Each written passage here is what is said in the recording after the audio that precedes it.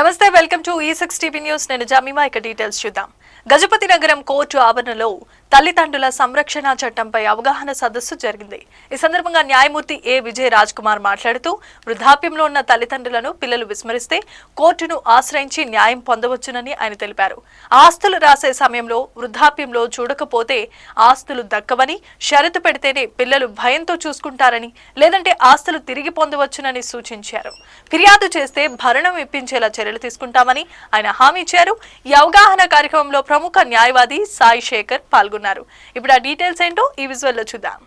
పిల్లలకి ఆస్తిపాస్తులు రాసిన ఏదైనా రాయవలసిన ఉద్దేశం ఉంటే అందులోనే ఒక గిఫ్ట్ డీడ్, సెటిల్మెంట్ డీడ్లో కానీ ఒక రాయండి. ఏమనంటే మీరు ఎప్పుడైనా సరే భవిష్యత్తులో నా వృద్ధాప్యంలో కానీ నన్ను చూడలేనట్టయితే మళ్ళీ మీకు ఎటువంటి ఆస్తి హక్కు ఉండదు, మేము తిరిగి తీసుకుంటాము అని ఒక పదం రాసినట్టయితే మీరు ఏదైతే మీ పిల్లలకి ఇవ్వాలనుకుంటున్నారో ఆ ఆశలో మీరు రాసినట్టయితే రేపు భవిష్యత్తులో మిమ్మల్ని ఎటువంటి చూడకపోయినా అది మళ్ళీ వెనక్కి తీసుకునే వెసులుబాటు ఉంటుంది. ఆ ఒక భయంతోనైనా రేపు చూసే అవకాశం కూడా ఉంటుంది. కాబట్టి మీరు అదేవిధంగా మీ ఇంట్లో ఉంటూ మిమ్మల్ని సరిగ్గా పట్టించుకోకుండా మీ పిల్లలు ఉంటున్నట్టయితే, అంటే పిల్లలు మీన్స్ వయసుకు వచ్చిన వాళ్ళు, పెళ్ళి అయిన వాళ్ళు, లేదంటే కోడలు, ఆ కొడుకు లేదా కూతురు, అల్లుడు ఎవరైనా ఉన్నట్టయితే వాళ్ళని మీరు ఇంట్లో నుంచి బయట పంపించే అధికారం కూడా మీకు ఉంటుంది. ఎవిక్షన్ మీరు చట్ట ప్రకారం వాళ్ళ ఇంట్లో నుంచి ఖాళీ చేయించి మీరు మాత్రం ఉండొచ్చు.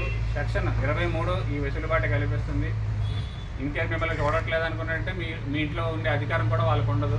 అదొకటి గుర్తుపెట్టుకోవాల్సిందిగా.